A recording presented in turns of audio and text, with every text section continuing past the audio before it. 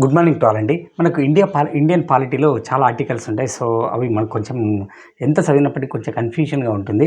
So, వాటిని కొంచెం simple short term technique లాగా కొంచెం రూపొందించానండి. ఒక 2 మినిట్స్ కేటాయించి ఒక 15 ఆర్టికల్స్‌ని సింపుల్‌గా నేర్చుకుంటారని ఆశిస్తూ let us start the video. మనకు 323 ఆర్టికల్ పరిపాలన ట్రిబ్యునల్స్ గురించి వివరిస్తుంది. కేంద్ర ప్రభుత్వ సర్వీస్ ఉద్యోగస్తులు గాని, సో, వాళ్ళకి సంబంధించినటువంటి అంశాలన్నీ కూడా మనకు ఛాలెంజ్ చేయడానికి పరిపాలన ట్రిబ్యునల్ వాటి పరిష్కారాన్ని చూయించేటువంటిది పరిపాలన ట్రిబ్యునల్స్ ఏ ఆర్టికల్ అండి 323A. నెక్స్ట్ 323 ఇక్కడ 123 అనుకోండి. సో, ఆర్డినెన్స్ పార్లమెంటు సమావేశంలో లేనప్పుడు అత్యవసరంగా ఏదైనా ప్రజలకు అవసరమైనటువంటి ఏదైనా శాసనాన్ని రూపొందించడానికి రాష్ట్రపతికి కలిగినటువంటి రాష్ట్రపతికి ఉన్నటువంటి అధికారం ఆర్డినెన్స్ జారీ చేసే అధికారం. ఇది సూచించే ఆర్టికల్ 123. సేమ్ అదే 213 ఆర్డినెన్స్ సేమ్ అదే అధికారం రాష్ట్రపతి కలిగినట్టు అదే అధికారం రాష్ట్ర స్థాయిలో గవర్నర్ కూడా ఉంటుందని తెలియజేసే ఆర్టికల్ 213. 123, 213 ఇది 323. సో, ఈ 3 కలిపి చదువుకోండి. 323, 123, 213 ఇవి ట్రిబ్యునల్స్. ఇది రాష్ట్రపతికి ఆర్డినెన్స్ జారీ చేసే అధికారం. 213 ఏమో గవర్నర్ కూడా ఆర్డినెన్స్ రాష్ట్ర స్థాయిలో జారీ చేసే అధికారం. 213 3 కలిపి చదువుకోండి. మనకి ఇక్కడ 77 × 2 = 154. 77 × 2 ఎంత అండి? 154. కేంద్ర కార్యనిర్వాహక అధికారానికి కేంద్ర కార్యనిర్వాహక అధికారం అంతా కూడా రాష్ట్రపతి పేరు మీదుగా జరుగుతాయని చెప్పేసి సూచించే ఆర్టికల్ లేదండి 77.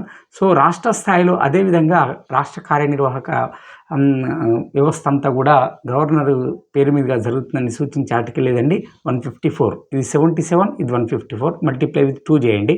77 × 2 154. ఇది కార్యనిర్వాహక అధికారం రాష్ట్రపతి కేంద్రంలో, సో రాష్ట్రంలో గవర్నర్. 77 × 2 154. మనకు ఆర్టికల్ 124 సుప్రీంకోర్టు గురించి తెలియజేస్తుంది. జంబ్లింగ్ చేస్తే 214 హైకోర్టు, 124 సుప్రీంకోర్టు, 214 హైకోర్టు. రాష్ట్రపతికి క్షమాభిక్ష అధికారం ఉందని తెలియజేసే ఆర్టికల్ 72. అదేవిధంగా గవర్నర్కు క్షమాభిక్ష ఉన్నదని తెలియజేసే ఆర్టికల్ 161. రాష్ట్ర స్థాయిలో గవర్నర్కు క్షమాభిక్ష అధికారం ఉంటుంది. సో, అక్కడ దేశ స్థాయిలో రాష్ట్రపతికి క్షమాభిక్ష అధికారం ఉందని 72 ఆర్టికల్, 161 ఆర్టికల్. మనకు పార్లమెంట్ అని రాసుకోండి. పార్లమెంట్ అని రాసేసి ఇక్కడ మెన్ తర్వాత మనకు ఈ టాని ఒత్తుకి జట్కా ఉంటుంది కదా అండి. సో, ఇట్లా 9 చేసేసి కేవలం పక్కకు 7 పెట్టండి. సో, పార్లమెంట్ అనగా రాష్ట్రపతి ప్లస్ లోక్సభ ప్లస్ రాజ్యసభ అని సూచించే ఆర్టికల్ ఎంత అండి 79. పార్లమెంట్ ఆల్రెడీ ఇక్కడ 0 ఉంటుంది. ఈ టా ఒత్తుకున్నటువంటి జట్కాని 2 కలిపేస్తే 9 అయిపోతుంది. కేవలం జస్ట్ పక్కకు 7 యాడ్ చేయండి. సో, ప్రతి రాష్ట్రపతి ఒక 2-3 సార్లు రాసేస్తే మీకు అర్థమైపోతుంది. సో, ఆర్టికల్ 79 అనగా పార్లమెంట్ని సూచిస్తుంది. రాష్ట్రపతి ప్లస్ రాజ్యసభ ప్లస్ లోక్సభ అని పార్లమెంట్ సూచిస్తుంది. నెక్స్ట్ సుప్రీంకోర్టు కోర్ట్ ఆఫ్ రికార్డుగా పనిచేసేది 129. రివర్స్లో రండి 215. జస్ట్ ఇక్కడ 5 యాడ్ చేయండి. 129 ఒకటి జ్ఞాపకం పెట్టుకోండి. ఇటు రివర్స్లో రండి 219. 129, 215 సారీ 129 సుప్రీంకోర్టు కోర్ట్ ఆఫ్ రికార్డుగా పనిచేస్తుంది. 215 హైకోర్టు కోర్ట్ ఆఫ్ రికార్డుగా పనిచేస్తుంది. ఈ రెండు కూడా కలిపి చదువుకోండి. 129, 215 రివర్స్లో రండి. నెక్స్ట్ లోక్సభలో ఎస్సీ ఎస్టీలకు రిజర్వేషన్ స్థానాల గురించి తెలియజేసే ఆర్టికల్ 330. రాష్ట్ర స్థాయిలో శాసనసభలో ఎస్సీ ఎస్టీలకు కలిగినటువంటి రిజర్వేషన్ స్థానాల గురించి తెలియజేసే ఆర్టికల్ 332. ఇది 330, ఇది 332 రెండు కలిపి చదువుకోండి. 330, 332. 14/24 అని అనుకోండి. 14 సంవత్సరాల లోపల ఉన్నటువంటి బాలలను ప్రమాదకరమైనటువంటి పరిశ్రమల్లో పని చేయించరాదని సూచించే ఆర్టికల్ 24. 14/24, 14/24. 14 ఇయర్స్ లోపల ఉన్న పిల్లల్ని 24 ఆర్టికల్ ప్రకారం మన ప్రమాదకరమైనటువంటి పరిశ్రమలలో పని చేయించరాదు. 14/24 అనుకోండి. నేరం ఇక్కడ పక్కకు 2 పెట్టేయండి. సో, నేరం నుండి రక్షణ పొందేటువంటి నేరం శిక్ష కానీ వీటి నుండి రక్షణ పొందే హక్కు మనకు ఆర్టికల్ 20 తెలియజేస్తుంది.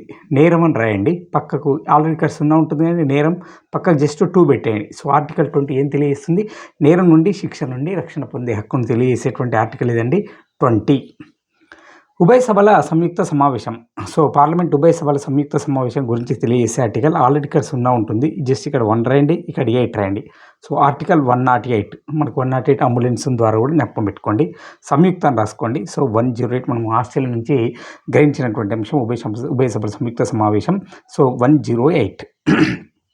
Next attorney generals article 76 advocate general article 165 ఇది 76/165 76/165 attorney general advocate general. Next ఇక్కడికి రండి. సో రాజస్థాన్లో ఉన్నటువంటి శాసనసభ స్థానాల సంఖ్య 200.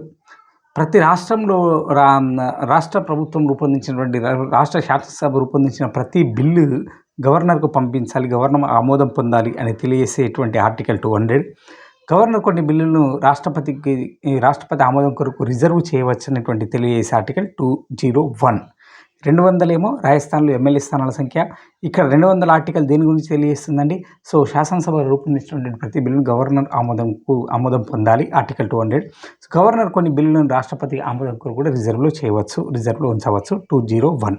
ఈ 3 కలిపి చదువుకోండి ఈ విధంగా. నెక్స్ట్ గ్రామ పంచాయతీలు జస్ట్ ఇక్కడ పక్కకు 4 రాయండి, ఈ సింపులే. సో ఆర్టికల్ 40 గ్రూప్ 1 క్వశ్చన్ 2008లో గ్రామ పంచాయతీల గురించి తెలియజేసే ఆర్టికల్ ఇక్కడ 0 ఉంటుంది అండి, జస్ట్ పక్కకు 4 పెట్టేయండి. సో ఆర్టికల్ 40 ఇది గ్రామ పంచాయతీ గురించి తెలియజేస్తుంది. రాష్ట్రపతి ఉంటాడని తెలియజేసే ఆర్టికల్ 52, గవర్నర్ ఉంటాడని తెలియజేసే ఆర్టికల్ 153, 52, 153. కొంచెం జిగ్జాగా ఉన్నప్పటికీ కూడా కొంచెం కాన్సన్ట్రేషన్ చేసి చదవండి. సింపుల్గా మనకు అక్కడ ఉన్న పదాలతోటే ఈజీగా ఇలా నేర్చుకోవచ్చు అండి. థ్యాంక్ యూ అండి. Thanks to all.